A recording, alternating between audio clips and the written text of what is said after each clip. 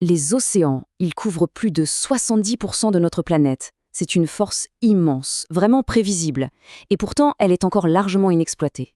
Et si la clé de notre avenir énergétique se trouvait juste là, sous les vagues? Allez, aujourd'hui, on se penche sur la question. Comment un rêve vieux d'un siècle est-il en train de devenir une réalité? Alors voilà notre programme. On va commencer par les origines de ce rêve, puis on regardera les premières grandes réalisations. Ensuite, on va décortiquer la technologie marémotrice actuelle, avant de se projeter dans le futur avec l'énergie des vagues. Et enfin, on conclura sur tout le potentiel de l'océan. C'est parti! Bon, on entre dans le vif du sujet. L'idée de tirer de l'énergie de la mer, franchement, ce n'est pas nouveau du tout. C'est même une ambition qui remonte à très très loin. Ce qui est dingue avec cette citation, c'est qu'elle date de 1981 et elle parle déjà d'un rêve ancien. Ça veut dire qu'il y a plus de 40 ans, on estimait déjà que l'idée avait au moins un siècle. Ça nous montre bien à quel point cette quête est ancrée dans notre histoire technologique. Et ce rêve, il a commencé à se concrétiser. Mais pas avec les vagues, non. Plutôt avec le mouvement bien plus régulier, bien plus puissant des marées. C'est vraiment là qu'on a vu les premiers grands succès. Et l'histoire ne date pas d'hier, hein. Ça commence au Moyen-Âge avec les moulins à marée. Mais le vrai tournant, le grand saut, c'est en 1966. La France inaugure l'usine de la Rance. Une première mondiale qui va dominer le secteur pendant près d'un demi-siècle. Quand même. 240 mégawatts. Pour l'époque, c'est juste colossal. Avec ses 24 turbines, cette usine a non seulement prouvé que l'énergie des marées fonctionnait à grande échelle, mais elle a aussi posé des bases de durabilité et de performance qui sont encore des références aujourd'hui. Ok, on a vu le passé, passons au présent. Comment ça marche concrètement? Comment on transforme ce va-et-vient des marées en électricité dans nos prises? Alors, le concept clé, c'est le marnage. C'est tout simple, c'est la différence de hauteur d'eau entre la marée haute et la marée basse. Et plus cette différence est grande, eh bien plus le potentiel d'énergie est énorme. C'est cette énergie potentielle, due à la gravité, que les centrales vont aller chercher. Le principe de base, celui d'une usine à simple bassin, est d'une logique implacable. On construit un barrage, on crée un grand réservoir.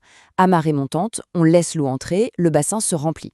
Puis on ferme tout, on attend la marée basse, et là on a une différence de niveau super importante.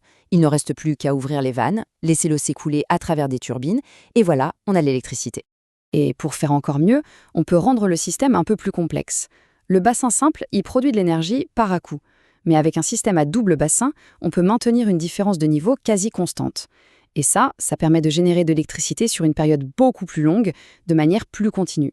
Cette comparaison, elle est très parlante. À gauche, on a la pionnière, la Rance, qui a régné en maître pendant 45 ans.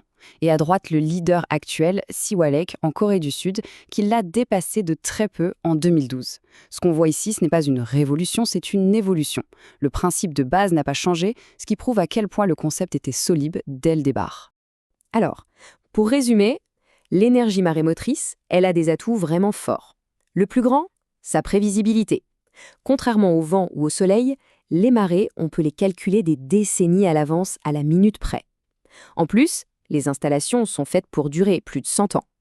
Par contre, oui, ça coûte très cher à construire, les sites parfaits sont rares, et il y a un impact sur l'environnement local, notamment l'envasement, qui n'est pas négligeable.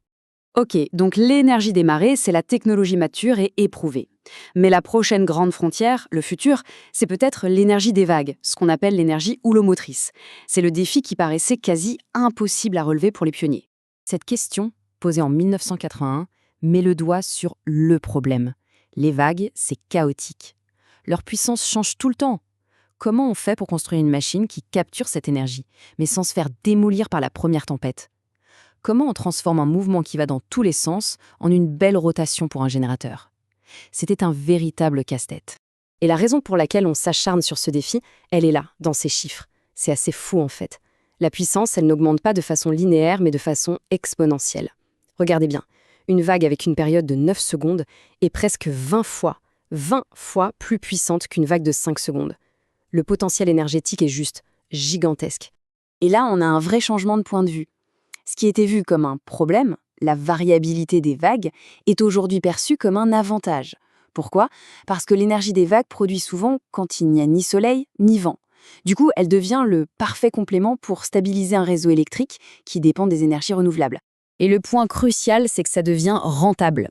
Les projections nous montrent que d'ici 2035, le coût de l'énergie des vagues pourrait passer sous la barre des 70 € par mégawattheure, devenant donc compétitif avec l'éolien en mer qu'on connaît aujourd'hui. Et ça, c'est le signal que le développement à grande échelle approche à grands pas. Et il y a même une troisième voie, encore plus ambitieuse, l'énergie thermique des mers. L'idée, c'est d'utiliser la différence de température entre l'eau chaude de surface et l'eau glaciale des profondeurs pour faire tourner des turbines. Le potentiel théorique est ahurissant. On pourrait en théorie alimenter la planète entière. C'est un défi technique énorme, bien sûr, mais la récompense serait à la hauteur. Bon, on a parlé des marées, des vagues et même de la température de l'océan. Concrètement, qu'est-ce qu'on retient de tout ça? Comment ces différentes technologies pourraient s'articuler pour notre avenir? En fait, c'est assez simple. L'énergie marémotrice, c'est la base, la production stable et prévisible. L'énergie des vagues, c'est le complément parfait, flexible, qui produit de l'énergie à d'autres moments. Et puis l'énergie thermique, c'est le géant endormi, la promesse d'une énergie quasi illimitée pour un futur plus lointain. Ensemble, ces trois-là forment un portefeuille énergétique marin incroyablement puissant. La question finale, c'est donc celle-ci. Après plus d'un siècle de rêves, d'essais, de réussites et d'échecs, est-ce qu'on est enfin sur le point de maîtriser toute la puissance des océans? Les technologies sont là, le potentiel est connu, et le besoin n'a jamais été aussi pressant. L'avenir nous le dira, mais ça s'annonce passionnant.